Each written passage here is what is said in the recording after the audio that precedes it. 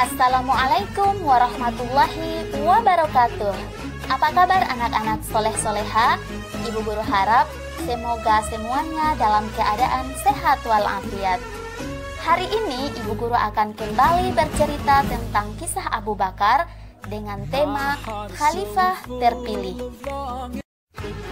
Rasulullah Shallallahu Alaihi Wasallam baru saja wafat.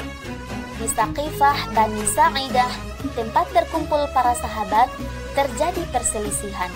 Mereka terdiri atas kaum Ansar dan Muhajirin. Mereka berdebat untuk menentukan siapa yang layak menggantikan kepemimpinan Rasulullah Shallallahu Alaihi Wasallam. Perdebatan yang semakin panas itu akhirnya sampai ke telinga Abu Bakar, Umar bin Khattab, dan Utsman bin Affan. Saat itu mereka sedang berada di kediaman Rasulullah Shallallahu Alaihi Wasallam. Ali bin Abi Thalib pun hadir di tempat itu bersama seluruh keluarga Rasulullah Shallallahu Alaihi Wasallam, termasuk ibunda Aisyah. Abu Bakar dan Umar sangat terkejut mendengar kejadian itu. Mereka segera mendatangi Saqifah Bani Sa'idah dan melihat perdebatan yang semakin memanas. Abu Bakar tampil berpidato di hadapan mereka. Abu Bakar menyampaikan kelebihan-kelebihan golongan Ansar dan Muhajirin. Di akhir pidatonya, Abu Bakar mengusulkan untuk memilih salah satu dari sahabat Rasulullah Shallallahu Alaihi Wasallam, yaitu Umar bin Khattab atau Abu Ubaidah. Mendengar perkataan Abu Bakar, kegaduhan kembali ramai. Masing-masing dari mereka menunjukkan kelebihan-kelebihannya. Melihat kondisi yang semakin kusut itu, Umar pun akhirnya mengingatkan mereka tentang sebuah peristiwa menjelang Rasulullah Shallallahu Alaihi Wasallam wafat.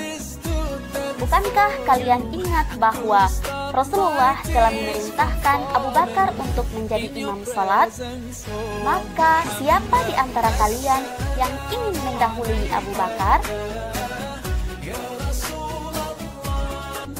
Ujar Umar dengan suara yang lantang, "Kami berlindung kepada Allah dari sikap mendahului Abu Bakar." Seru mereka dengan spontan. Tahukah kalian bahwa sesungguhnya Rasulullah itu termasuk salah satu dari golongan Muhajirin, dan penggantinya juga dari kalangan Muhajirin. Sementara itu, kita merupakan para penolong Rasulullah. Maka sekarang kita menjadi penolong bagi pengganti beliau, sebagaimana kita menjadi penolong beliau, ujar Zaid bin Thabit seraya meraih tangan Abu Bakar dan berkata, "Ini adalah sahabat kalian." Setelah itu Umar pun membaiat Abu Bakar. Kemudian hal itu diikuti oleh kaum Muhajirin dan kaum Ansar. Ali bin Abi Thalib yang kemudian tiba di tempat tersebut tidak tinggal diam. Sepupu sekaligus menantu Rasulullah Shallallahu Alaihi Wasallam itu berujar, sesungguhnya Rasulullah sempat sakit beberapa hari. Dalam kondisi sakitnya yang semakin berat, beliau memerintahkan Abu Bakar untuk menjadi imam sholat. Ketika beliau wafat, aku menyimpulkan bahwa sholat itu merupakan lambang dan tiang agama Islam. Maka kami ridho jika urusan agama kami di dunia ini diserahkan kepada orang yang diridhoi Rasulullah. Kami pun membaiat Abu Bakar. Dengan dibaiatnya Abu Bakar sebagai pemimpin umat Islam, berhentilah persengketaan di antara para sahabat. Abu Bakar pun tampil menjadi pemimpin pertama pengganti kepemimpinan Rasulullah Shallallahu Alaihi Wasallam. Sesungguhnya ia merasakan betapa sangat berat amanah baru itu baginya. Ia tidak berani menyebut sebagai Khalifatullah di bumi. Ia lebih memilih menyebutnya sebagai Khalifah Rasulullah.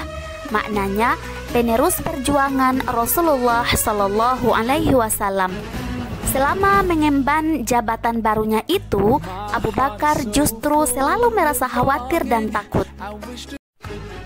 Ia sadar bahwa dirinya sangat jauh dari kemuliaan Rasulullah Shallallahu Alaihi Wasallam.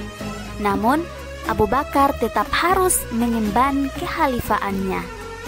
Nah, demikian kisah Abu Bakar hari ini. Semoga bermanfaat untuk kita semua. Tetap semangat ya anak-anak hebat.